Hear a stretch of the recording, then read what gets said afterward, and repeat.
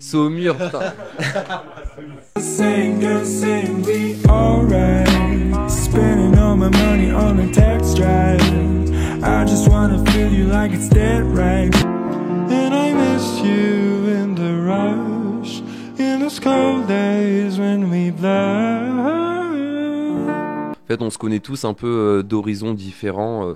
Noah, moi, je l'ai rencontré en primaire, puis après, on s'est perdu de vue. Paul, on était au lycée ensemble, même si on n'était pas vraiment proches, enfin, juste des connaissances. Noah et Charles-Marie, ils ont passé une année ensemble, en seconde, je crois. Et en fait, on s'est un peu rencontrés, re-rapprochés en tout cas avec la musique. Et c'est comme ça que nos liens se sont forgés avec le temps. Et consolidé quoi. Donc c'est vraiment une relation qui est fondée autour de la musique et on essaie de se voir on est des vrais amis quoi maintenant. All the time. All the time. All the time. Un an après le lycée, etc. En fait, Théo était parti 6 mois en Irlande et quand il est revenu, on avait déjà commencé un peu à faire de la musique ensemble et tout et on s'est dit vas-y, faut qu'on fasse un peu de musique et puis il me dit j'ai un pote avec qui je fais un peu de musique, Noah, et du coup on a fait au début beaucoup de musique tous les trois. On a monté Later en fait à 3 et après quand on a commencé à faire des morceaux et tout, Noah a dit mais je suis un pote qui chante, etc. Et du coup il avait fait écouter une prod à Charles à ce moment-là et du coup ça a donné notre tout premier morceau LYI. Et c'est un peu comme ça que du coup que le projet est né, c'est qu'on a rencontré Charles-Marie après pour ce morceau, etc. quoi. On s'est liés d'amitié et d'amour. Du coup, il me fait écouter la démo d'Eloyer sans paroles, sans voix, sans rien. Je tente un petit truc et tout, puis au final, on arrive à le sortir avec un label.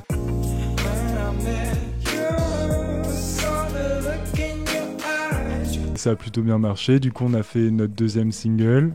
Puis au final, d'un coup, je me souviens, on s'était appelé avec Noah et j'étais autant que je rejoigne le projet, et qu'on continue à composer tous les quatre. Charles, t'avais un projet avant, toi ? Non, du tout. D'accord. Enfin, je faisais de la musique. Avant Later ? Non. Ok. And I'm dying for it. Je pense qu'on peut pas dire que c'était un pari, mais il y avait un peu ce truc de allez on tente le truc parce qu'on a le feeling, mais au fond on se connaît pas vraiment, donc on se construit personnellement aussi tous ensemble, tous les quatre, et l'album on peut un peu le voir aussi sous cet angle-là, Walking on the Line, c'est toutes les lignes, tous nos chemins de vie qui convergent à un moment donné pour devenir le point de rencontre à nous quatre quoi.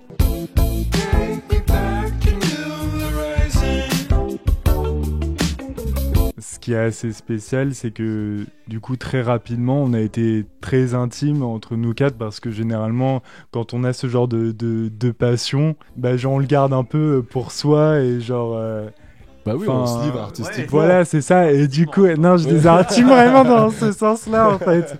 C'est très drôle, en fait, d'être peu proche d'une personne et pourtant de partager quelque chose d'aussi intime. Et maintenant, on se voit énormément, forcément, et voilà, quoi.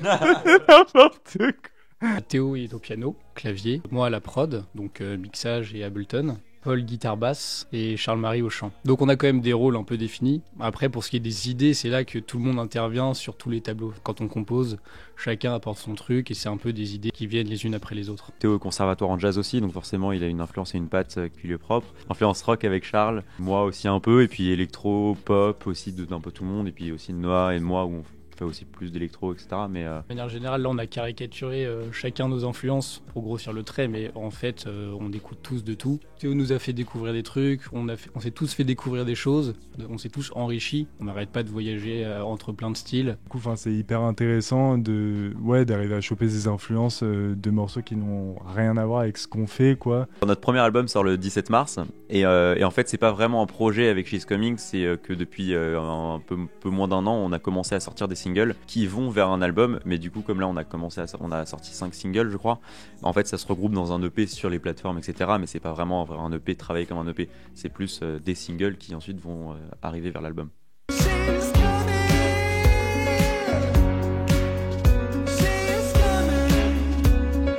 She's Coming, on l'a tourné vers Saumur, dans la Loire, dans le château de Pauline Cochet, qui est une des réalisatrices du clip.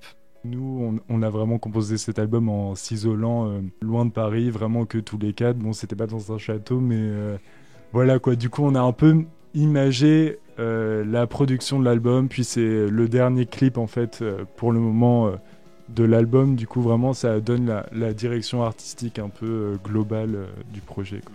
On n'a jamais composé en jammant réellement, enfin en tout cas pour jusqu'à maintenant. Je pense qu'on sera peut-être amené à le faire plus souvent plus tard. Jusqu'à présent, encore une fois, c'était vraiment des idées qui amenaient des idées, donc on est toujours en train de faire les choses une par une jusqu'à ce que le morceau existe. Et là, on se dit, ok, maintenant, il est temps de le jouer. Non, She's Coming, c'était marrant parce que même quand on l'a joué dans le château, c'était genre la première fois qu'on s'amusait à le jouer tous les quatre. On n'avait jamais essayé jusqu'à présent. Depuis, il y a les répétitions pour les concerts qui arrivent, etc. Donc on s'entraîne, mais à ce moment-là, on l'avait encore jamais joué ensemble. On compose le live d'une certaine manière, donc quelqu'un arrive avec une idée et puis on travaille cette idée, mais là pour le coup on travaille en format live du coup. Avant on avait tendance à bosser le live en réadaptant nos morceaux qui étaient plutôt chill, à écouter vraiment dans son salon et tout. Du coup on voulait avoir des lives dansants, du coup on réarrangeait tout. Mais comme avec l'album, du coup on avait un peu cette optique après le Covid, genre de vraiment vouloir des vrais événements festifs quoi, pour nos concerts. Du coup, on a déjà du matériel très dansant. Du coup, l'idée, c'est vraiment de rester fidèle à l'énergie de l'album. Là, on va commencer un peu plus à faire des lives. On n'a pas encore de tourneur. Et c'est un peu la pièce maîtresse qui manque aussi à ce projet pour qu'on puisse avoir des festivals, faire plus de dates, etc. On va faire un petit tour autour de ce morceau. C'est lequel, du coup, que vous allez nous présenter, là ? Attends, parce que là, il n'y a pas de morceau. Donc là, ouais, c'est Walking on the Line, le titre éponyme de l'album. Et c'est un peu un des derniers morceaux qu'on a composé pour l'album. Comment vous expliquez ça ? Au fond de nous, il nous manquait un morceau un peu plus dynamique. Et du coup, on voulait composer un morceau un peu plus dynamique qui change un peu de ce qu'on faisait. Ouais, on voulait clairement faire un truc dansant. On avait fait une boucle de batterie qu'on avait kiffé. Et Paul avait fait la basse par-dessus. Et je pense qu'on avait fait traîner la boucle pendant 1 heure, 1 heure et demie, pendant que Charles-Marie était sur le canapé et on essayait de faire en sorte qu'il ait une inspiration divine. On l'a mis pendant hyper longtemps. Ouais, et à chaque fois, genre, c'était limite frustrant parce que, ouais, c'était pas mal, mais genre, tout ce qui venait, c'était hyper cliché. On peut faire écouter la boucle. Et du coup, la boucle. Ouais, et on est parti juste de ça, on écoutait ça pendant 1 heure. Et c'était ça, et grosso modo ça tournait pendant. Qui c'est qui a la basse ? C'est Paul qui avait fait la basse là. Enchanté. Bravo. Ah ouais, sympa cette ligne de basse. Mais Ouais, ouais, et en fait, du coup, on l'écoutait pendant 1 heure et au final, on a changé de projet. On s'est dit bon, bah, on n'a pas d'inspi, donc passons à autre chose. Parce qu'en fait, quand on fait la musique, il y a des fois des démos qui naissent jamais le jour et du coup, on s'est dit bon, bah, passons à autre chose. En fait, on est revenu sur ce morceau une journée après parce que bah, on n'avait pas trop d'inspi à ce moment-là. C'était dans la soirée. Hein. Non, je suis sûr que non. Non, on l'avait composé Minuit, on l'a dans la soirée. C'est vrai, je pense, ouais. On a eu le temps de dîner, de bosser et on l'a réouvert à 23h. C'est passé Ouais, genre, C'était genre samedi on a soir, pris du gin et tout, petit puis on verre. Non, c'est le Et après, Non, c'est mais quoi c'est vrai. C'est la top line du couplet que t'as trouvé, c'est ça hein Ouais, Ouais. après Et c'était après, d'abord. Get down. The music's so loud, you get down. On a construit les accords en suivant la ligne de base de Ouais, Paul, ouais, puis après on a amené la ligne du bas, les nouveaux accords du pré-refrain. Qui sont ceux-là ? Non, ça c'est ceux du couplet. avec cette espèce de sirène, Ouais, c'est ça. les petites guitares. Ça, par exemple, les détails, les sirènes, c'est Ouais. qui ? C'est tout le monde. Tout le monde ? Oui. C'est un peu en Ouais. fonction des idées. Par exemple, à la fin du morceau, il y a des petits, je sais pas comment ça s'appelle, des petits poètes Ah oui. aussi. Tout. Oui. Ah non, c'est mon poète ça. Ouais, il est d'accord. Ok, Et la top line du refrain, c'est Wham. Ouais, La top c'est line, vrai. ouais. Bah vas-y, mais là. Mais ouais, attends, c'est où Non, on n'est pas encore là. Ah oui, alors, pré-refrain ensuite. Ça, c'est ma top line. Ah, et ça, c'est toi. Ouais. Ça s'appelle que Non, toi. je suis très fier de cette top line. En fait, Et là, il y a le refrain du coup. ouais.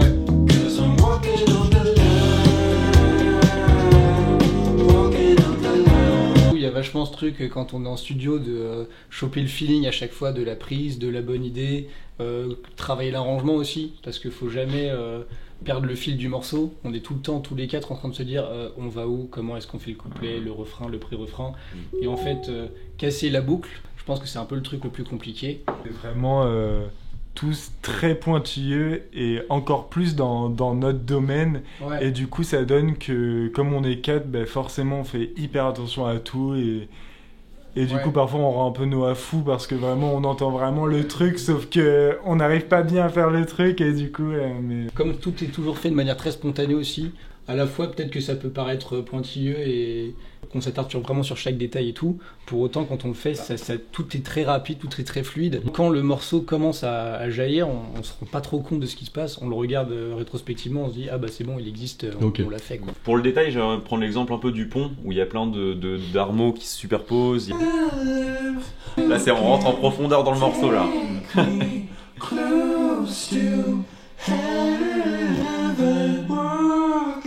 Ouais, c'est vrai que là il se passe plein de trucs. Ouais.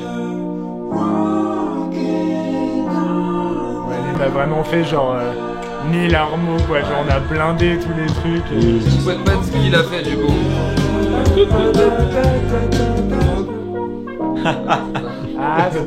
Mais c'est marrant parce que du coup ce morceau c'est peut-être un des plus faciles à faire dans les arrangements, les instruments utilisés, etc. Parce qu'il n'y a pas tant de synthé, il y en a un ou deux. Il y a une basse, il y a 3 guitares, enfin en fait c'est pas énorme. On a des sons beaucoup plus produits avec 150 pistes et on se perd dans beaucoup plus d'éléments. Vous devez avoir hâte pour la maroquinerie. Eh ben non, parce que la maroquinerie c'est fermé, il y a eu un crash de bagnole ou je sais pas quoi, vous verrez sur leur compte, donc du coup ils ne peuvent pas jouer à la maroquinerie alors qu'elle était complète. Mais ils vont rejouer bientôt, et suivez sur les réseaux, je prendrai plaisir à partager cette nouvelle date, mais il n'y a pas de maroquinerie, c'est dead. Ouais. Ouf. Ouais, ça va être trop cool. Ouais. Bah, c'est un peu une étape importante aussi, même de manière générale, dans une carrière de musicien. Parce que la maroquinerie, c'est une salle assez mythique aussi, donc c'est ouf de pouvoir jouer là-bas. Et le métier, en vrai, le principal, c'est qu'il y ait des gens qui kiffent et qu'on fasse kiffer les gens et que ce soit un moment de partage de ouf, quoi.